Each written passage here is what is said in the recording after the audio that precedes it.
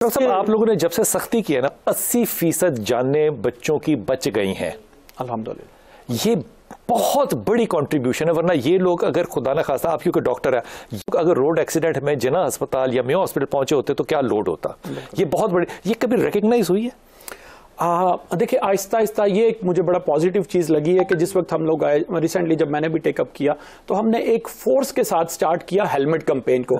आज तो पूरा साल भी ये काम उस पर कर रहे होते हैं, लेकिन बाज़ औक़ात किसी चीज़ को ज़्यादा फोकस करना पड़ता है, तो हमने कहा एक छोटी सी चीज़ जो है हेलमेट को हम फोकस स्टार्ट करते हैं। तो अल्हम्दुलिल्लाह पिछले 2 महीनों के दौरान उसका बड़ा पॉजिटिव रिजल्ट आना स्टार्ट हुआ। अब मोस्टली रोड्स जो हैं लाहौर की, वहाँ पे 80-90 या कुछ ऐसी हैं जहाँ पे 95% इसका एक बहुत बड़ा इम्पैक्ट जो है ना डॉक्टर साहब, वो ये भी पड़ा कि नाकों के ऊपर से ना लोग जाने नहीं देते बगैर हेलमेट के। ये बड़ी अच्छी बात है। डॉक्टर साहब, ये आप जो हेलमेट्स लोगों को तोहफे के तौर पे दे रहे होते हैं, फैसलाबाद में, सियालकोट में, लाहौर में, रावी के पुल पे, ये कौन देता है आपको हेलमेट? देखिए, सोसाइटी सारी मिल के काम करती है। हम कोई ट्रैफिक पुलिस के पास अपना कोई फंड या इस तरह की चीज नहीं होती।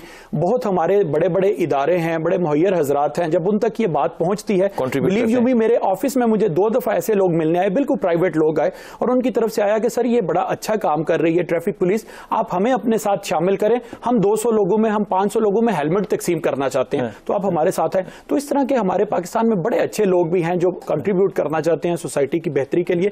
तो इसी तरह के कुछ लोग हैं, कुछ ऑर्गेनाइजेशंस हैं, वो आ जाती हैं, इस कैंपेन को ओन करती हैं और शहरियों को महफूज करने के लिए वो अपना जो आपने शुरू में बात की ना, एग्जैक्टली वो हमारी बात है। बहुत सारे मसाइल का जो एक वाहिद हल है कि चीजें जो हैं हमारे घर से स्टार्ट होंगी।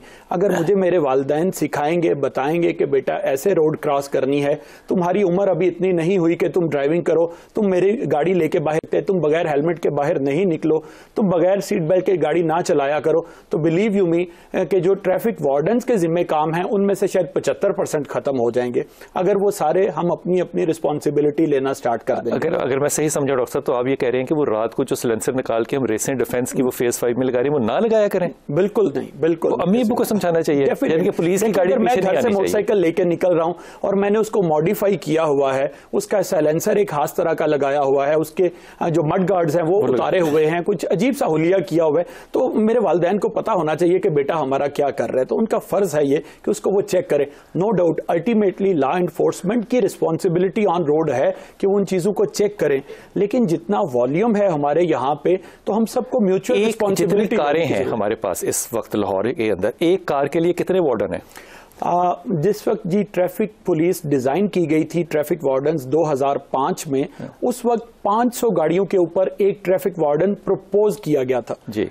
आइडियल सिचुएशन थी कि 500 गाड़ी हो तो उसके लिए एक ट्रैफिक वार्डन होना चाहिए। आज माशाल्लाह से 2022 में 2100 गाड़ियों के ऊपर एक ट्रैफिक वही वाला है। ठीक हो गया। तो आप समझ सकते हैं कि वर्कलोड जो है वो 400% या 4 टाइम्स बढ़ गया। तो ये अब सर्दियों में खड़े होते हैं तो यकीन कीजिए कि आज मैं जब सुबह आ रहा था तो मुझे पता था कि आपसे मुलाकात होनी है, तो मैं उन लोगों को खास तौर पे देख रहा था। उन लोगों के पास ग्लव नहीं थे और वो लोग ज़ाहिर है चलान भी कर रहे थे, देख भी रहे थे, सब कुछ कर रहे थे। मेरे हाथों को अगर हीटर के सामने ठंड लग रही है तो उसको तो ठंड लग रही होगी ना।